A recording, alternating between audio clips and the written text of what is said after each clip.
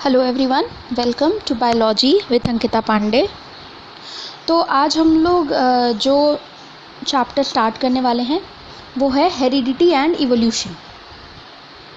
बहुत ही important topic है ये और इससे बहुत ही ज़्यादा क्वेश्चन आते हैं। थोड़ा ट्रिकी भी है क्योंकि बहुत सारे कॉन्सेप्ट इसमें इन्वॉल्व होते हैं। तो आइए हम स्टार्ट करते हैं हमारा टॉपिक हेरिडिटी। पहले हम हेरिडिटी पढ़ेंगे, उसके बाद हम इवोल्यूशन देखेंगे। तो सबसे पहले आइए देखते हैं हेरिडिटी क्या होता है। हेरिडिटी जो कॉन्सेप्ट है वो ट्रांसमिशन ऑफ कैरेक्टर से लिया गया है। मतलब ये कि जिस प्रोसेस से कैरेक्टर एक जनरेशन से दूसरे जनरेशन में ट्रांसफ़र होता है उस प्रोसेस को हेरिडिटी बोलते हैं। तो हेरिडिटी का मतलब है transfer of character from one organism to the offspring. अभी मैंने एक वर्ड यूज़ किया, ऑफस्प्रिंग। तो ऑफस्प्रिंग का मतलब होता है कि रिप्रोडक्शन के बाद जो न्यू ऑर्गेनिज्म बनता है उसको ऑफस्प्रिंग कहते हैं। तो इस चैप्टर में बहुत सारी टर्मिनोलॉजीज़ आएगी, तो हम धीरे धीरे एक एक करके हम उसको देखते रहेंगे कि क्या क्या उस टर्मिनोलॉजीज़ का मतलब है। तो आई होप आपको हेरिडिटी का मतलब समझ में आया होगा। चलिए अब हम आगे चलते हैं। अभी मैंने आपको बताया कि हेरिडिटी का मतलब क्या है। अब हम आते हैं कैरेक्टर। कैरेक्टर क्या होता है या ट्रेट क्या होता है। तो कोई भी फीचर, किसी भी लिविंग ऑर्गेनिज्म का कोई भी फीचर जिसको रिकॉग्नाइज किया जा सके वो उसका कैरेक्टर होता है। जैसे कि अगर हम ह्यूमन बीइंग की बात करें तो ह्यूमन बीइंग में हम हाइट को एक कैरेक्टर लेते हैं, कॉम्प्लेक्शन को एक कैरेक्टर ले सकते हैं, नोज़ की shape, chin, colour of the eye और या हेयर कलर, इसको हम कैरेक्टर कह सकते हैं। अब मैं आपको बताती हूँ कैरेक्टर और ट्रेट में क्या अंतर होता है। क्या हम कैरेक्टर की जगह ट्रेट वर्ड यूज़ कर सकते हैं? तो देखिए, अभी एक एग्जाम्पल से हम लोग इसको क्लियर करते हैं। कैरेक्टर को अगर हम ले लें हाइट, अगर हम ह्यूमन की हाइट देखें तो पॉपुलेशन में जो हाइट की वैल्यू होती है वो वेरिएबल होती है। ऐसा नहीं है कि जितने ह्यूमन बीइंग हैं सब 5 फुट 2 इंच के हैं, नहीं। कुछ ह्यूमन बीइंग 5 फुट 1 इंच के हैं, कुछ 5 फुट के हैं, कुछ 4 फीट 5 इंच के हैं, कुछ 6 फीट के भी हैं। तो ये जो हाइट है वो वेरी करती है ऑर्गेनिज्म टू ऑर्गेनिज्म और इसीलिए ये एक इंडिविजुअल का पर्टिकुलर कैरेक्टर होता है। तो जितने वेरिएशन होते हैं, जैसे suppose 5 feet 1 inch, 5 feet 2 inch, 5 feet 3 inch या 6 फीट, तो ये क्या हो गए, ये सारे के सारे ट्रेट हो गए। और ये ट्रेट किसको रिप्रेजेंट कर रहे हैं? ये ट्रेट रिप्रेजेंट कर रहे हैं ह्यूमन बीइंग की हाइट को। ठीक है, तो एक और एग्जांपल से देखते हैं हम। जैसे हम ले लें colour of I, I colour, ये एक कैरेक्टर है। ठीक है, तो क्या सारे ह्यूमन बीइंग की आई एक जैसी होती है? क्या सारे ह्यूमन बीइंग की आई ब्लू कलर की है? नहीं, ऐसा तो नहीं है। ठीक है, तो जो आई का कलर है वो भी वेरिएबल है। तो इसके ट्रेट्स कौन कौन से हो सकते हैं? जो पॉसिबिलिटी हो सकती है वो उसको हम ट्रेट कह रहे हैं।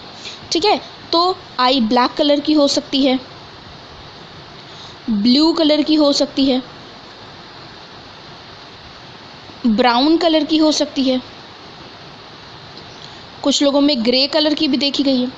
तो ये सारे क्या हो गए? ये सारे ट्रेट हो गए जो कि किसको रिप्रेजेंट कर रहे हैं? जो कि उस कैरेक्टर को रिप्रेजेंट कर रहे हैं जिसका नाम है आई कलर। तो अब मुझे लगता है आपको कैरेक्टर और ट्रेट में अंतर समझ में आ गया होगा। तो ये सिर्फ ह्यूमन बीइंग की ही बात नहीं है, सारे ऑर्गेनिज्म में आपको ये दिखाई देगा कि कैरेक्टर तो है लेकिन उसके ट्रेट्स जो हैं वो अलग अलग होते हैं। अगर आप प्लांट को ले लीजिए अभी तक तो हम ह्यूमन या एनिमल्स की बात कर रहे थे, अगर हम प्लांट को भी ले लेते हैं तो क्या प्लांट में सारी की सारी लीफ एक जैसी होती है? क्या उसका डायमेंशन एक जैसा होता है? नहीं, उसका डायमेंशन एक जैसा नहीं होता। तो अगर हम देखें कि टाइप्स लीफ एक कैरेक्टर है, तो सारी लीफ एक जैसी होती है? नहीं, कुछ छोटी होती है, कुछ बड़ी होती है, कुछ मीडियम होती है, कुछ में कहीं से कट पाया जा सकता है। तो ये सारे उसके ट्रेट हो गए। ओके, नाउ नेक्स्ट हम आते हैं हेरिडिटी। अभी मैंने आपको बताया transmission of trait from parent to their offspring is called heredity. Offspring का मतलब क्या होता है? ऑफस्प्रिंग का मतलब होता है न्यू ऑर्गेनिज्म, जो रिप्रोडक्शन के बाद नया ऑर्गेनिज्म बनता है उसको हम ऑफस्प्रिंग कहते हैं। तो ये ट्रेट या ये कैरेक्टर किस तरीके से ट्रांसफ़र होते हैं, इसी ट्रांसफ़र को क्या बोलते हैं? हेरिडिटी कहते हैं। तो अब इसकी इन्फॉर्मेशन कहाँ प्रेजेंट होती है? इसकी इन्फॉर्मेशन प्रेजेंट होती है गैमीट ऑफ द पेरेंट। अब एक वर्ड हमें मिला गैमीट। गैमीट का मतलब क्या होता है? गैमीट एक स्पेशल टाइप की सेल होती है, ठीक है, जिसमें हाफ नंबर ऑफ क्रोमोसोम होता है। जैसे एक एग्जांपल से मैं आपको बताती हूँ कि जैसे ह्यूमन है, ह्यूमन में 46 क्रोमोसोम अवेलेबल होते हैं, हर एक सेल में 46 क्रोमोसोम हैं।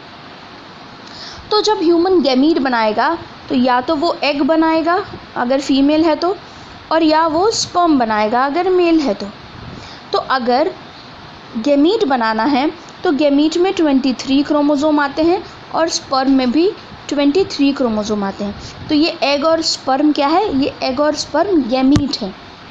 ओके, उसी तरीके से अगर हम प्लांट की बात करें तो प्लांट में भी एग और पॉलन बनता है। तो अगर हम प्लांट सेल में देखें, अगर हम प्लांट सेल में 8 क्रोमोसोम हैं तो उसके एग में 4 क्रोमोसोम होगा और पॉलन में भी 4 क्रोमोसोम होगा, ठीक है, क्योंकि एग और पॉलन क्या है? एग और पॉलन उसके गैमीट हैं। यही गैमीट फ्यूज़ होते हैं ड्यूरिंग द रिप्रोडक्शन प्रोसेस। यही गैमीट फ्यूज़ होते हैं और यही गैमीट फ्यूज़ होकर क्या बनाते हैं? जाइगोट बनाते हैं। और जाइगोट जब बना लेते हैं तो अगर हम ह्यूमन की बात करें तो 23 मिला के फिर से 46 क्रोमोसोम हो गया। इसका मतलब क्रोमोसोम नंबर क्या हो गया? रीस्टोर हो गया। अगर एग और पॉलन फ्यूज़ करता है तो फिर से क्रोमोसोम नंबर 8 हो जाएगा। तो जाइगोट में क्रोमोसोम नंबर 8 हो जाएगा, फिर से वो सेम स्पीशीज़ ही बनाएगा। तो इसी सेल को कहते हैं गैमीट। तो gamete is a special type of cell which have half number of chromosome to their parent. Okay, या हम ये भी कह सकते हैं कि गैमीट जो है वो लिंक है between one generation and next generation, ठीक है। एक जनरेशन से दूसरे जनरेशन जाने में जो लिंक है वो क्या है? वो गैमीट। मतलब एक ह्यूमन से दूसरा ऑर्गेनिज्म बनने के बीच का जो लिंक है वो क्या है? वो है गैमीट। एग या स्पर्म इन ह्यूमन बीइंग या इन एनिमल, और प्लांट्स में एग और पॉलन।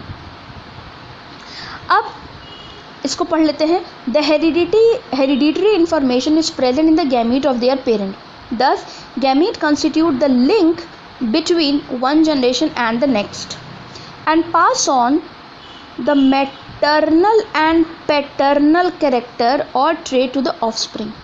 अब मैटरनल कैरेक्टर और पैटर्नल कैरेक्टर क्या होता है? मैटरनल कैरेक्टर वो कैरेक्टर मतलब जो कि फीमेल से आ रहा है, ये फीमेल का सिंबल हम लोग यूज़ करते हैं, जो कि फीमेल से आ रहा है। और पैटर्नल कैरेक्टर वो कैरेक्टर जो कि मेल कंस्टिट्यूट कर रहा है, ठीक है। जैसे अगर हम आई कलर की बात करें तो अगर किसी फीमेल की आई का कलर ब्राउन कलर का है तो वो कौन सा ट्रेट नेक्स्ट जनरेशन में ट्रांसफ़र करेगी? वो ब्राउन कलर ही ट्रांसफ़र करेगी। और अगर फादर का या मेल के पास ब्लैक कलर की आई है तो वो कौन सा ट्रेट ट्रांसमिट करेगा? वो ब्लैक कलर करेगा। उसके पास ब्लैक है तो वो ब्लैक ही करेगा। तो इसीलिए मैटरनल और पैटर्नल कैरेक्टर जो हैं वो पास ऑन होते हैं during the time of reproduction process. तो आई होप आपको मैटरनल कैरेक्टर और पैटर्नल कैरेक्टर भी समझ में आ गया होगा। तो अब हम आगे चलते हैं। हेरिडिटी हमने देख लिया, हेरिडिटी क्या होती है, is the transfer of character और trait from parent to their offspring. अब हम आते हैं वेरिएशन। अभी मैंने आपको बताया कि ट्रेट्स क्या होते हैं, मतलब उसकी किसी कैरेक्टर की डिफरेंट वेराइटीज़ को हम ट्रेट कहते हैं, ठीक है। इसी डिफरेंस को, इसी कैरेक्टर या ट्रेट के डिफरेंस को हम क्या कहते हैं, वेरिएशन कहते हैं। जैसे कि अगर हम 6 बच्चों का ग्रुप ले लें, ठीक है, तो आपको 6 के 6 बच्चे जो हैं वो क्या दिखेंगे, वो डिफरेंट दिखेंगे। अगर वो सिंगल पेरेंट के भी हैं, ठीक है, अगर वो एक ही माता पिता के 6 बच्चे हैं तो भी उनके अंदर क्या होगा, उनके अंदर सिमिलैरिटी तो होगी, लेकिन वो एग्जैक्टली कॉपी नहीं होंगे, ठीक है। सिमिलैरिटी तो होगी, थोड़े बहुत कैरेक्टर तो भाई बहनों में आपस में मिलते ही हैं, लेकिन एकदम एग्जैक्ट सेम हो ऐसा नहीं होगा। तो इसी को बोलते हैं वेरिएशन। डिफरेंस बिटवीन कैरेक्टर और trait among the individual of the same species is called variation. इसकी दूसरी डेफिनेशन भी है, the degree of difference between parent and offspring is called as variation. मतलब पेरेंट में और ऑफस्प्रिंग में कितनी डिफरेंसेस है उसको भी हम वेरिएशन कह सकते हैं, ठीक है। अगर हम बर्ड्स देखें तो सारी की सारी बर्ड्स एक जैसी नहीं होती। आपको दूर से देखने में लगेगा कि हाँ सारी की सारी चिड़ियाँ एक जैसी, लेकिन जब आप उनको पास जाके ऑब्जर्व करोगे तो ज़रूरी नहीं है कि सारी की सारी एक जैसी हों। अगर हम यहाँ बात करें तो हो सकता है कि कुछ के एक फेदर पे ब्लैक कलर के स्पॉट्स हों, लेकिन उसी जगह पे दूसरी चिड़िया में ना हों। अगर हम कॉकरोच की बात करें तो कॉकरोच भी सारे के सारे एक जैसे नहीं होते। बीटल्स की बात करें तो भी वो एक जैसे नहीं होते। एक ही टाइप के स्पीशीज़ के डॉग की बात करें तो वो भी एक जैसे नहीं होते, ठीक है। अगर हम अंगूर को लेते हैं, जैसे प्लांट में अगर हम आए तो हम अंगूर को लें तो अंगूर में भी आप देखिए काले रंग के अंगूर आते हैं, ग्रीन कलर के आते हैं, आजकल तो रेडिश भी आने लगे हैं थोड़े थोड़े, ठीक है। और इवन इन आप अंगूर के एक गुच्छा लीजिए और उसमें उसके दानों को भी अगर आप कंपेयर करिए तो वो भी एक जैसे नहीं होंगे। तो इसका मतलब ये है कि रिप्रोडक्शन के टाइम बहुत सारे चेंजेस होते हैं और यही चेंजेस जो है वो पूरे के पूरे पॉपुलेशन में एक वैरायटी लेकर आते हैं। और ये वैरायटी भी ज़रूरी है। क्यों ज़रूरी है, हम आगे देखेंगे कि क्यों ये वैरायटीज़ आना ज़रूरी हो जाता है। तो अब हम वेरिएशन को थोड़ा सा डिटेल में देख लेते हैं, ठीक है। The difference of character among individual of a species is called variation. The offspring never a true copy of parent. अभी मैंने आपको बताया कि अगर एक पेरेंट के 6 बच्चे हैं तो 6 के 6 अलग अलग होंगे, तो कभी भी जो ट्रांसफ़र है कैरेक्टर का वो एकदम एग्जैक्ट कॉपी वाला नहीं हो जाता, मतलब ज़ेरॉक्स नहीं बन जाता है, ठीक है। कि जैसे वो मूवीज़ में दिखाते हैं कि अमिताभ बच्चन पापा भी बने हुए हैं और अमिताभ बच्चन बेटा भी बने हुए हैं सूर्यवंशम टाइप की मूवी में, तो ऐसा नहीं होता है, ये सिर्फ मूवीज़ में ही होता है, ऐसा होता नहीं है जनरली, ठीक है। तो एकदम एग्जैक्ट कॉपी नहीं बनता है। There are many kind of variation in human species like, अगर आप ह्यूमन बींग की स्पीशीज़ को देखिए तो बहुत सारे वेरिएशन दिखते हैं। फ्री और अटैच ईयर लोब, देखिए अगर आप कुछ लोग को ऑब्जर्व करेंगे तो उनका जो ये ईयर लोब वाला हिस्सा है ये देखिए तो वो अटैच होता है स्किन से, और कुछ का जो है वो फ्री होता है। फ्री मतलब वो फ्री होता है वहाँ से, यहाँ से प्रॉपरली पूरा का पूरा जुड़ा नहीं होता। कॉम्प्लेक्शन की बात करें तो सबका स्किन टोन अलग होता है, कुछ डार्क कलर के होते हैं, कुछ लाइट ब्राउन, कुछ बहुत ही फेयर होते हैं। आई कलर भी मैंने आपको बताया बहुत अलग अलग तरीके के होते हैं, brown, hazel, blue, green, grey. Height tall और शॉर्ट भी हो सकती है। अब शॉर्ट में भी वैरायटी है। अगर हम मान लें कि 5 फीट वालों को अगर आप शॉर्ट कहेंगे तो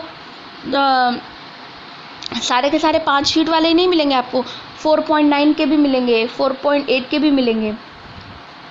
चिन, सबकी चिन अलग अलग होती है, हेयर कलर अलग होता है, हेयर टाइप अलग होता है, कुछ के कर्ली होते हैं, कुछ के वेवी होते हैं, कुछ के स्ट्रेट होते हैं, ठीक है। अच्छा एक और बात, जब आप देखिए कि आज अगर हम हेयर टाइप की बात करें, अगर किसी के कर्ली बाल है, ठीक है, उसने क्या किया, उसने स्ट्रेटनिंग करा ली, उसने अपने बाल को स्ट्रेट करा लिया, ठीक है, तो आपको तो थोड़े दिन तक दिखेगा अरे वाह इसके बाल तो स्ट्रेट है, ये तो स्ट्रेट हेयर वाली है। लेकिन जैसे जैसे उसके नए बाल उगना चालू होंगे ठीक है, तो वो कैसे होंगे, वो कर्ली होंगे, क्योंकि आपने तो आर्टिफिशियली उसको स्ट्रेट करा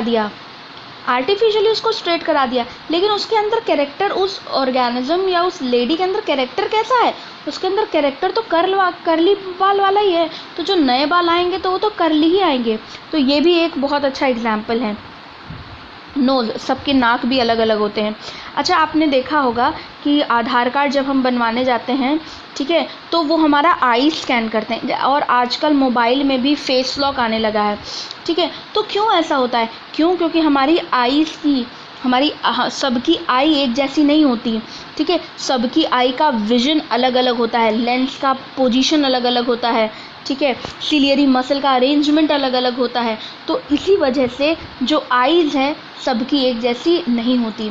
फिंगरप्रिंट अगर आप मान के चले, फिंगरप्रिंट भी सबका एक जैसा नहीं होता। तो ये सारे के सारे वेरिएशन आपको दिखाई देंगे पॉपुलेशन में। अब एक्यूमुलेशन ऑफ वेरिएशन, ये वेरिएशन आता कहाँ से है, कैसे आ रहा है ऑर्गेनिज्म में ये वेरिएशन। तो जो सिग्निफिकेंस है वेरिएशन का, ये कंटिन्यूअस इनहेरिटेड होता रहता है, और जब ये बहुत जनरेशन्स तक इकट्ठा हो जाता है तो हम कहते हैं ये ऑर्गेनिज्म में वैरायटी आ गई। वेरिएशन का सबसे अच्छा एडवांटेज ये है कि ये चांस ऑफ सर्वाइवल को इंक्रीज़ करता है। जैसे मैं एक एग्जांपल देती हूँ आपको कि जैसे एक बैक्टीरिया है,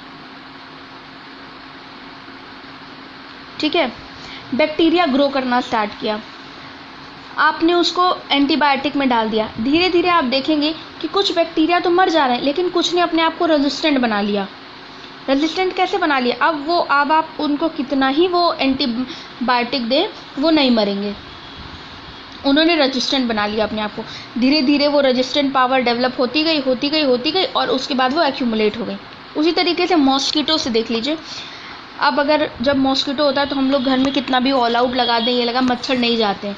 क्यों नहीं जाते, क्योंकि वो अब रेजिस्टेंट हो गए, उनके अंदर रेजिस्टेंट पावर डेवलप हो गई है, ठीक है। तो जो वेरिएशन है वो जनरेशन से जनरेशन जब ट्रांसफ़र होता जाता है तो वो एक्यूमुलेट हो जाता है, और ये बहुत ज़रूरी है क्योंकि ये चांस ऑफ सर्वाइवल को बचाता है, ठीक है, इन्हांस करता है, हमारी जो सर्वाइवल की कैपेसिटी है उसको बढ़ा देता है, ठीक है। तो हम आगे चलते हैं। रिप्रोडक्शन के टाइम में एक्यूमुलेशन होता कैसे है। व्हेन ऑर्गेनिज्म रिप्रोड्यूस, जब ऑर्गेनिज्म रिप्रोड्यूस कर रहा है, the offspring show minor variation due to inaccuracy in DNA copies. अब हम आते, सबसे पहले आपको बताते हैं डीएनए क्या होता है। हमारे न्यूक्लियस के अंदर, हमारे न्यूक्लियस, सपोज ये हमने सेल बना दिया और ये न्यूक्लियस बना दिया, हमारे न्यूक्लियस के अंदर थ्रेड लाइक स्ट्रक्चर प्रेजेंट होता है जिसको क्रोमेटिन कहते हैं, और क्रोमेटिन बना होता है डीएनए और प्रोटीन का। तो जब सेल डिवाइड नहीं कर रहा है तो ये आपको क्रोमेटिन के फॉर्म में दिखाई देगा, लेकिन जब सेल डिवाइड करना स्टार्ट होता है तो यही क्रोमेटिन कंडेंस होकर रॉड शेप्ड स्ट्रक्चर बना लेता है जिसको क्रोमोसोम कहते हैं, ठीक है। इसी डीएनए में इंफॉर्मेशन होती है कैरेक्टर की, और यही डीएनए एक जनरेशन से दूसरे जनरेशन में ट्रांसफ़र किया जाता है। अब अगर इस सेल को दो सेल बनाना है, ये सेल ए है, ये डिवाइड होके सेल बी और सेल सी इसको बनाना है, ठीक है। तो ये क्या करेगा, ये अगर अपना पूरा डीएनए देगा तो या तो डीएनए बी के पास जा पाएगा या सी के पास जाएगा, ठीक है। तो कैरेक्टर तो पूरे के पूरे नहीं पहुंच पाए ना, तो ये क्या करेगा, अपने डीएनए की एक और कॉपी बनाएगा, ठीक है, और उसके बाद वो एक और वो कॉपी क्या करेगा, डिस्ट्रीब्यूट करेगा। अब जैसे अगर हम बात करें, अगर हमारे पास कोई नोट्स है किसी भी चैप्टर का, तो अगर हम ये कहें कि नहीं भाई नोट्स कोई हमसे मांगने आए, तो हम कहेंगे कि या तो यही कहेंगे कि यार थोड़ी देर के लिए ले लो, लिख के वापस कर दो, ठीक है। या तो फिर आप क्या करेंगे, उसका एक ज़ेरॉक्स बना के दे देंगे, उसी कॉपी कर देंगे, ठीक है। तो मशीन से कॉपी करेंगे तो वो एग्जैक्ट सिमिलर ही आएगा, लेकिन जब ये सेलुलर लेवल पे ये डीएनए कॉपी होता है तो डीएनए कॉपी कभी भी एक्यूरेट नहीं हो सकता। डीएनए क्या है? डीएनए है डीऑक्सी, दूसरे पेन से लिखती हूँ मैं ताकि आपको विजिबल हो। डीएनए क्या है? डीऑक्सी राइबोन्यूक्लिक एसिड,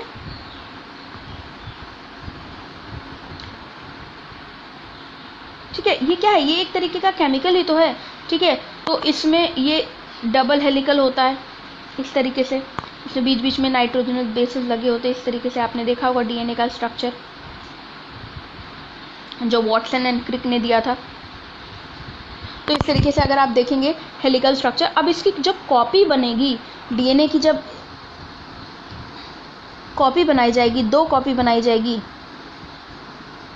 तो ये कॉपी जो है जब आप कंपेयर करेंगे, ए कॉपी बनी, ए मान लीजिए पेरेंट में थी, बी और सी नए ऑफस्प्रिंग में, तो जब आप बी और सी को ए से कंपेयर करेंगे तो 99% तो ये सेम होगा, 99.99% सेम होगा, लेकिन हमेशा इसमें कुछ ना कुछ डिफरेंसेस रहेंगे ही रहेंगे, ठीक है। और यही इनएक्यूरेसी, यही डीएनए कॉपी की इनएक्यूरेसी जो है वो वेरिएशन को लेकर आती है पॉपुलेशन में। तो वेरिएशन इसीलिए आता है क्योंकि जो डीएनए कॉपी का प्रोसेस हो रहा है रिप्रोडक्शन के टाइम में वो एग्जैक्टली सिमिलर नहीं होता। एग्जैक्टली सिमिलर हो जाएगा तो पेरेंट के बराबर, पेरेंट के जैसा ही हो जाएगा ऑर्गेनिज्म, लेकिन ऐसा नहीं होता। क्यों? क्योंकि डीएनए कॉपी जो है वो एक्यूरेट नहीं होती, और इन्हीं एक्यूरेसी की वजह से ऑफस्प्रिंग में थोड़े बहुत वेरिएशन दिखाई देते हैं, ठीक है। These variation are less in asexual reproduction and more in sexual reproduction। अब देखिए रिप्रोडक्शन 2 तरीके का होता है, एक होता है asexual reproduction और एक होता है sexual reproduction। हम डिफरेंस देख लेते हैं। asexual reproduction मतलब जब एक सिंगल, जिस रिप्रोडक्शन में सिंगल पेरेंट इन्वॉल्व हो तो उसको asexual reproduction कहते हैं। मतलब वहाँ एक ही सेल से नया ऑर्गेनिज्म बन रहा है, ठीक है। तो भाई अब एक ही टाइप का डीएनए, तो इसमें वेरिएशन का चांस कम है। लेकिन सेक्सुअल रिप्रोडक्शन में क्या होता है, 2 पेरेंट इन्वॉल्व होते हैं और उनका गैमीट फ्यूज़ करता है, तब जाके जाइगोट बनता है। तो सेक्सुअल रिप्रोडक्शन में 2 पेरेंट इन्वॉल्व हैं, मतलब इन्फॉर्मेशन 2 अलग अलग जगह से आ रही है, तो इसमें ऑब्वियसली वेरिएशन ज़्यादा होगा, इसमें डिफरेंसेस ज़्यादा होंगे। जबकि एसेक्सुअल रिप्रोडक्शन में एक ही सेल से ही इन्फॉर्मेशन आ रही है, तो उसमें वेरिएशन का चांस बहुत ही कम होगा। तो ये डिफरेंस है एसेक्सुअल और सेक्सुअल में। एग्जाम्पल में अगर आपको बताऊं तो अमीबा एसेक्सुअल रिप्रोडक्शन करता है, प्लाज्मोडियम एसेक्सुअल रिप्रोडक्शन करता है, मतलब कि एनिमल्स या अदर और ह्यूमन बींग्स ये सेक्सुअल रिप्रोडक्शन करते हैं। तो एसेक्सुअल रिप्रोडक्शन में बहुत ही कम वेरिएशन होता है और सेक्सुअल रिप्रोडक्शन में बहुत ही ज़्यादा वेरिएशन होता है। सम वेरिएशन आर यूज़फुल, भाई कुछ वेरिएशन तो यूज़फुल होंगे, ये ऑर्गेनिज्म को हेल्प करते हैं ताकि वो एडजस्ट कर सके इन्वायरमेंट में। कुछ वेरिएशंस जो हैं वो अच्छे नहीं होते और इन्वायरमेंट के साथ वो एडजस्ट नहीं कर पाते। जब वो एडजस्ट नहीं कर पाते तो वो मर जाते हैं और वो एक्सटिंक्ट हो जाते हैं, ठीक है। जैसे आप देखिए कभी कभी कोई एनिमल रिप्रोड्यूस करता है तो ज़रूरी नहीं है कि उसका ऑफस्प्रिंग बच जाए या अपना पूरा का पूरा जीवन चल ही जाए। क्यों? हो सकता है कि उसके अंदर जो डीएनए कॉपी होकर आया हो वो इतना ज़्यादा ड्रास्टिक चेंज हो गया हो, एक तरीके से ज़्यादा ही चेंज हो गया हो, निगेटिवली चेंज हो गया हो, जो उसके इन्वायरमेंट को सपोर्ट ही ना करे। अब जब वो इन्वायरमेंट को सपोर्ट ही नहीं करेगा तो वो ऑर्गेनिज्म मर जाएगा। तो इस तरीके से कुछ वेरिएशन जो है वो यूज़फुल होते हैं और कुछ वेरिएशन यूज़फुल नहीं होते हैं, ठीक है। अब आते हैं हम कुछ इम्पॉर्टेंट टर्म्स देख लेते हैं। सबसे पहला टर्म है हमारा क्रोमोसोम। क्रोमोसोम और जीन, इन दोनों टर्म्स को हम साथ साथ लेते हैं, ठीक है। आइए देखते हैं क्रोमोसोम का क्या मतलब होता है। मैंने अभी आपको बताया कि अगर हम एक ये सेल ले लें, उसके अंदर न्यूक्लियस बना दें, ठीक है। न्यूक्लियस के अंदर क्रोमेटिन प्रेजेंट है जो कि किसका बना हुआ है, डीएनए और प्रोटीन का बना हुआ है। इसको हम क्या कह रहे हैं, इसको हम कह रहे हैं क्रोमेटिन। आपको जब सेल रेस्ट कर रहा है तो आपको सेल एक गुच्छे के फॉर्म में दिखेगा, ठीक है, तो इसको हम कहेंगे क्रोमेटिन। लेकिन जब ये सेल डिवाइडिंग फेज में आया, जब इस सेल को डिवाइड करना है, तब क्या होगा? अब हम सिर्फ ये थ्रेड बना रहे हैं, जैसे मान लीजिए ये थ्रेड है, ठीक है, और इसमें बीच बीच में प्रोटीन लगा हुआ है, कुछ कुछ प्रोटीन प्रेजेंट है मान लीजिए। तो अब भाई अगर आपको इसी में इंफॉर्मेशन है, इसी में डीएनए है, डीएनए का मतलब डीऑक्सी राइबोन्यूक्लिक एसिड, जिसके अंदर हेरिडिटरी इंफॉर्मेशन होती है,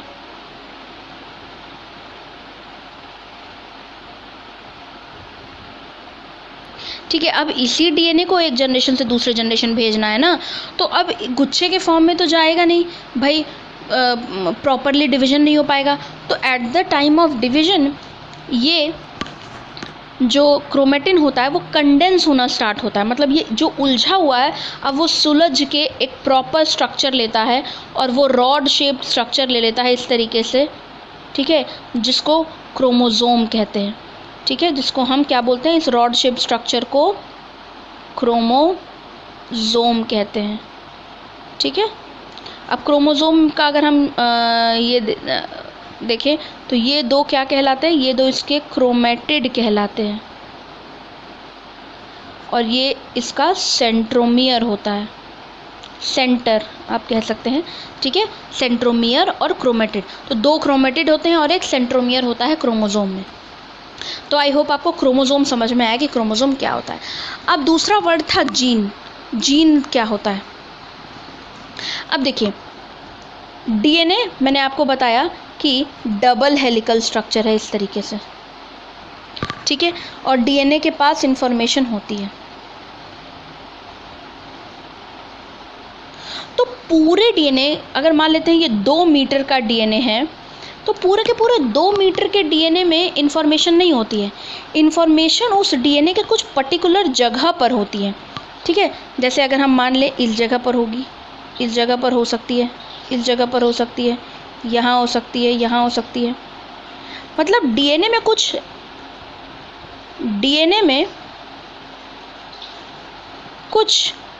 एक्टिव रीजन होते हैं और कुछ इनएक्टिव होते हैं।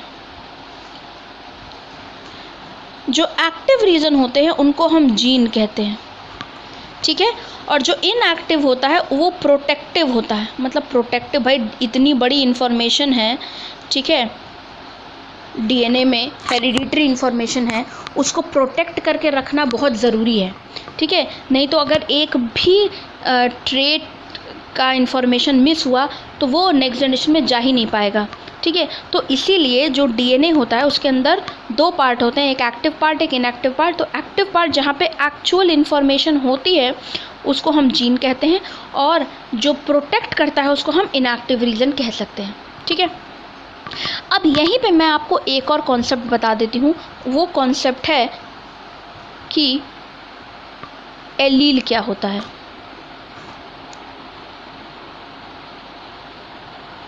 ये वर्ड भी हम आगे यूज़ करेंगे, इसीलिए हम आपको यहाँ बता दें। अब देखिए, एक डीएनए है, ठीक है, या एक ट्रेट है, ठीक है,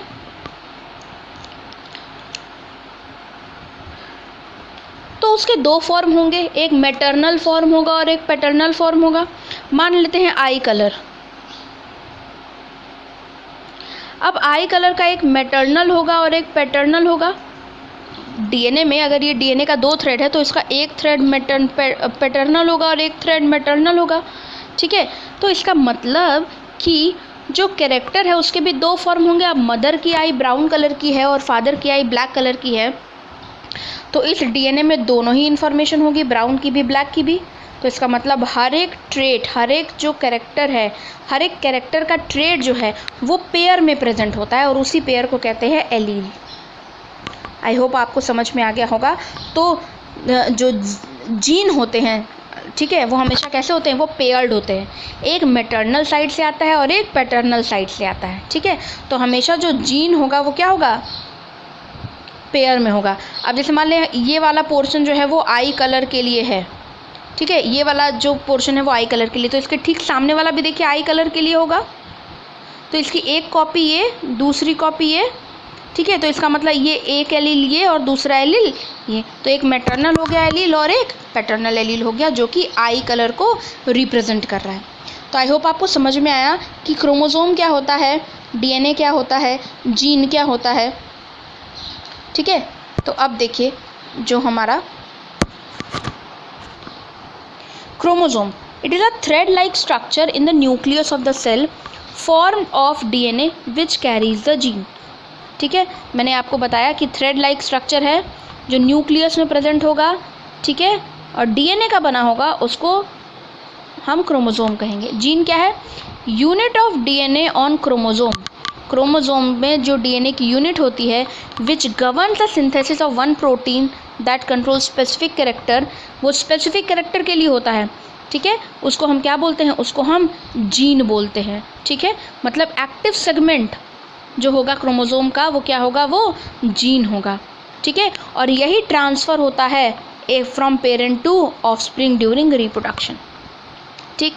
अब देखिए, अब ये जीन या तो डोमिनेंट हो सकता है या रिसेसिव हो सकता है। इसका मतलब कि जो ऑर्गेनिज्म में अपीयर हो रहा हो, जो ऑर्गेनिज्म में दिख रहा हो, उसको डोमिनेंट कहेंगे, और जो नहीं दिख रहा हो, ठीक है, उसको क्या कहेंगे? उसको रिसेसिव कहेंगे, ठीक है। जैसे अगर हम आई कलर की बात करें, ब्राउन कलर और ब्लैक कलर, और अगर हम मान लेते हैं कि ब्लैक कलर की आई जो है ज़्यादा पावरफुल है, तो अगर दोनों की इन्फॉर्मेशन है तो ब्लैक कलर वाला ज़्यादा डोमिनेंट हो गया, वो दिख रहा है, तो इसका मतलब ब्लैक वाला डोमिनेंट है और ब्राउन वाला रिसेसिव हो गया, ठीक है।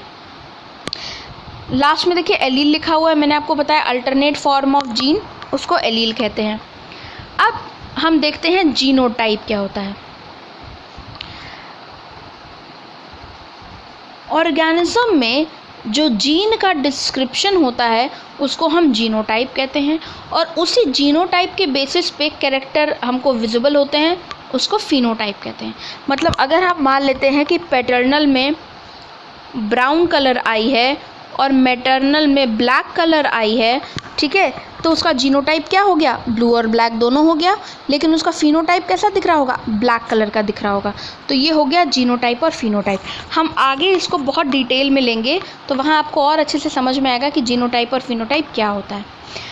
नेक्स्ट है first filial generation, F1 generation. मतलब कि जब दो पेरेंट रिप्रोड्यूस करते हैं और जो पहला ऑर्गेनिज्म बनाएंगे, जो पहली जनरेशन बनाएंगे, उसको F1 जनरेशन कहेंगे। और जब F1 रिप्रोड्यूस करेगा और दूसरा जनरेशन बनाएगा, उसको हम F2 जनरेशन कहेंगे, ठीक है। तो आई होप ये इतने इम्पॉर्टेंट टर्मिनोलॉजीज थे जो कि हम आगे यूज़ करेंगे, आपको समझ में आ गए होंगे, ठीक है। तो आज के लिए इतना ही। Thank you so much everyone.